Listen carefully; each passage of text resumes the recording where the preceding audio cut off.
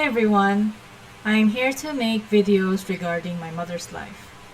She has been through so much and has many very interesting stories to tell. I felt it would be a waste to just keep it in the family because there is a lot we can learn from her experiences and how she managed through them. I can promise you that she had a very eventful life. So, my mother's background. She was born in 1953 on a small island called Kapul. She is the 13th child of 15 children, in which the eldest child has a 23-year difference. Now, I know what you're thinking. 15 children! How could they have considered having that many children? For one thing, it was a different time back then. A small island like Kapul wouldn't be able to access any birth control, nor was family planning ever introduced. Also, my grandparents were very young when they got married.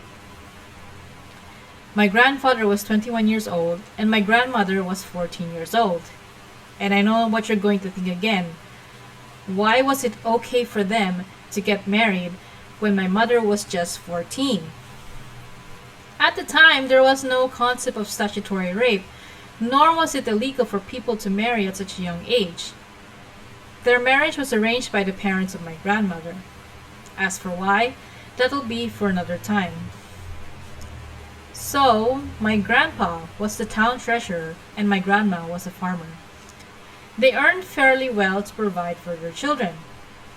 But by the time my mother was born, they were already in a state of mind wherein they weren't that interested in nurturing a child and were more focused on work. Moreover, back then, it was normal for older siblings to take care of the younger siblings. At present times, not so much. Parents would rather have other relatives watch over their children. In my mother's case, her siblings didn't have the time or were present to take care of her. Some were already married and had families of their own. Some left the island to work, and some were adopted or cared for by other relatives of the family. Unlike my mother, her siblings had more chances of having a normal childhood. So, the circumstances caused my mother to be independent as early as 6 years old. And in any case, my grandmother was nearby if anything truly happened. It just didn't happen a lot. For context, I feel it is important to talk about the personality that the people of Kapul have. They are very tough and brave people, especially during my mother's childhood. Violence was often their first reaction to any sort of conflict. This is because the island was often attacked by pirates. To understand this better, the island is placed between two straits, which brought all sorts of currents. These currents make it very difficult to travel by sea. Kapul is often known for its huge waves and unpredictable currents. It was very rare for the sea to be calm. I have visited Kapul over the years, so I cannot stress to you how much I feared for my life whenever I go to Kapul, because boats are the only way to get there from the main island other than using a helicopter. There was even a visit I had where the boatman tried to brave through the rough waves, and my mom knew if he continued with his speed, we would topple over, since it was a small boat. So she asked him to stop and chastised him for not adjusting his speed for the waves. So if you ever want to visit Kapul, make sure that the boatman is from Kapul, because they know the best timings of the currents. As such, it was very difficult to get help, much less escape. Moreover, they used sailboats and had to rely on the state of the currents to travel anywhere. It takes at least 1 day to travel to the nearest island for help. It can take up to 3 days depending on the current. Therefore, the people learned to defend themselves. Otherwise, the pirates would have been able to pillage their wealth and kidnap beautiful women. Due to this, the people developed this mindset of an eye for an eye, a tooth for a tooth. and nobody can really blame them for it. They did what they had to do to survive. This thinking still exists today, although the people have become more level headed. Still, if a person kills another, and the family of the victim would take revenge on the killer, the family of the killer would consider it even and would never go to court. It is actually very rare for people to even go to court. My mom has experienced one pirate attack, and that was during her childhood. Pirates tried to steal from the wealthiest families, but the authorities, having improved by then, reacted quickly and managed to gun down the pirates. They couldn't escape themselves because of the currents. My mom was actually able to see their bodies when they were gathered up after the attack. As for me, I've never experienced anything like that whenever I visited the island. It seems that it was during my mom's childhood when they stopped attacking the island. As for why, probably because the reputation of people has reached them, or since it was difficult to leave the island to begin with, they may have thought it wasn't worth it anymore. Another aspect of their thinking is that they believe that evil spirits can affect people's decision making and their choices. The presence of spirits is something the Filipinos believe in even to this day. When my mom was 6 years old, Grandma had asked her to watch her two younger siblings. Again, I know it's weird that her mom had asked a 6-year-old to watch over basically a toddler and a baby, but that was the way it was back then. At the time, my mom thought of the idea of pinching her youngest sibling, which she did. At the time, and as she grew older, she thought she did it because an evil spirit took over her. But over time, she realized she did it because she wanted to get the attention of her mom so that she comes home earlier and my mom could go out to play.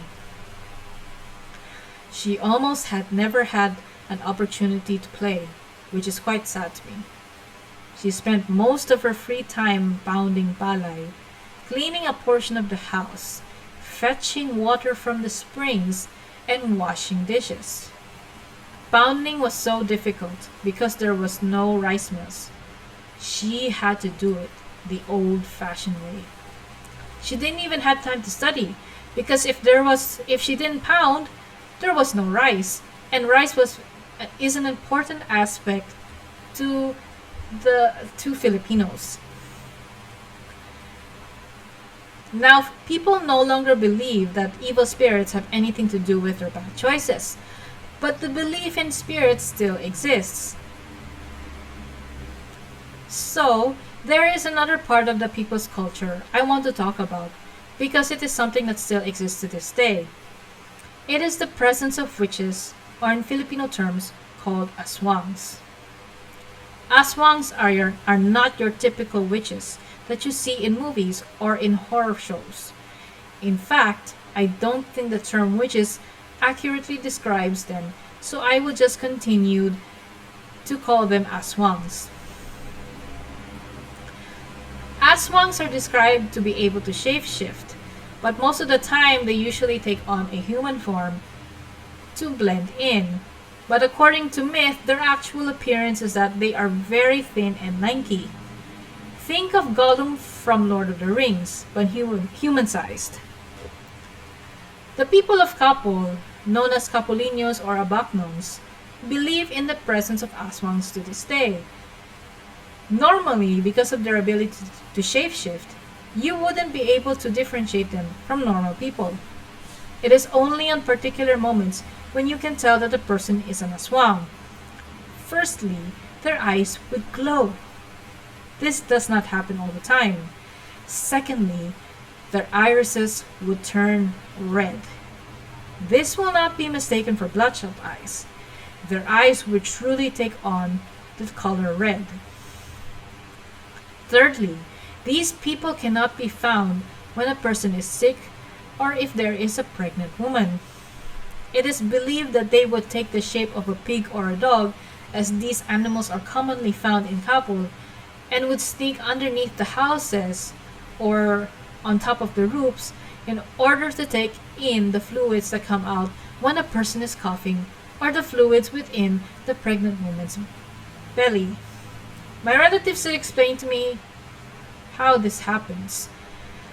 So, what they would do is that they would either go underneath the house or on top of the roofs, and then either through the window or through the gaps between the boards underneath, because the houses of Kapul, usually there is a 1 meter space between the ground and the first story level of the house, so that the animals can roam around even underneath the house. So aswangs have ridiculously long tongues in which they use them to sneak their way through the gaps or through the windows and then gather up the fluids found from the sick person's bedroom or wherever they may be. Or with a pregnant woman, it is said that they would pierce the belly of the pregnant woman in order to gather up the fluids within the belly. Lastly, back then, they would normally be found in cemeteries after a person is buried because they want to harvest their livers to eat. Nowadays, this doesn't happen because burials would involve embalming of the human body, so the liver cannot be considered fresh. As for whether this is true or not, or if aswangs truly exist, only the aswangs truly know. Nobody can ever truly confirm it. These are all beliefs that the people have had for many generations. If you're wondering why the people seem to accept the presence of aswangs amongst them and don't seem to be alarmed even if they knew who the aswangs are, they never really felt afraid of them. As long as they don't disturb them or try to hurt them, the aswangs leave the people alone. Moreover, the people had more important things to worry about, such as the pirate attacks. I even have a relative whose immediate family lives among the aswangs, and they're not bothered by it. Now, my mom encountered two people who she believes were aswangs. The first one was a beautiful woman she has known for a while because she would buy molido, which is a coconut and kamote candy, from her. These candies are pretty popular, so she would buy it from her and sell it later on. She was 7 years old when she learned this woman was an aswang. It was around 12 noon. She was picking guavas from a tree near a cemetery. That morning, there was a burial.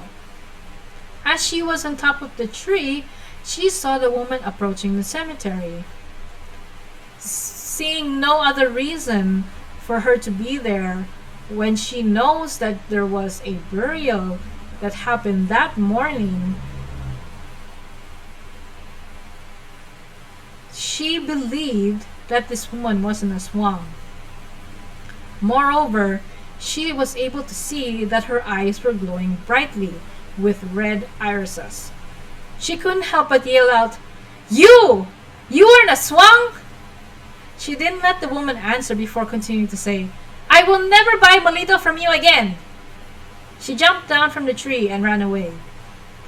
So she never truly verified if the aswang was there to harvest the liver. Now, I did say before that the Abaknons don't really mind the presence of the aswangs, but my mom ran away because normally you don't yell out to a person to ask if they're an aswang.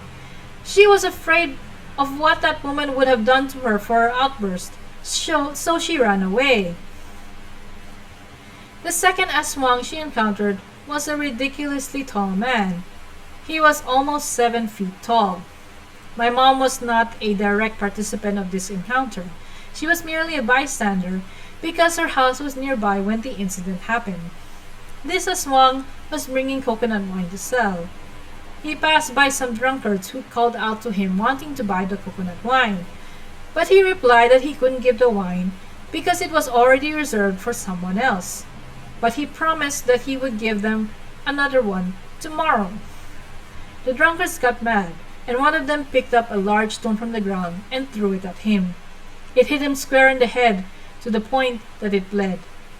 But for some reason, the man didn't falter. He just stood there without a word. Another drunkard threw another stone at him, but again he didn't fall. It was only on the third stone that the man faltered. The drunkard stopped throwing stones at him at this point, but the man continued on without a word and left him. It was almost 10 days later when it became known that the man had died. Nobody knew what the cause of death was, since there was no forensics in Kapul even today. A person has to bring the body over to Manila, which is the capital of the Philippines, to have a body examined. Now, I'm pretty sure the answer may be obvious. The man died from his wounds from the stones, right? The strange thing is, when he was discovered to be dead, he had no signs of being hurt at all. He had no wounds or scars from the stones, and there was no way such wounds would heal so fast. My mom had even described it to me that the blood was oozing out of his head. We can only speculate based on what had happened that he may have died from a blood clot or from an infection. It is said, though, that the drunkard who threw the stone first would later become an aswang, but no one other than this man truly knows the truth. Also, it is said that aswangs never truly die when injured. In order to really end the life of an aswang, you had to injure them with a knife and then stab the knife to the ground to stop their injuries from healing. Again, I don't know why that tall man died, especially since his wounds were healed supposedly. As for other tales of aswang, the people believe that my grandfather was an aswang. I have no idea where they could have thought that. My mom and her siblings never saw a sign of this being true. But my mom, who had heard this rumor when she was a child, went up to him and asked him for the power to teleport herself to Manila so that she could enjoy the nightlife of the city. But as a response, my grandfather just smiled at her. Now, I don't know why he never confirmed or denied it. I'm pretty sure he just wanted her to have fun in thinking he was an aswang who had such powers, but we will never know at this point. So this is the environment my mom grew up in as a child. There are many stories to come about her childhood and her experiences, as well as her siblings' experiences, so stay tuned for that. If you have any questions, please leave a comment below. Bye-bye.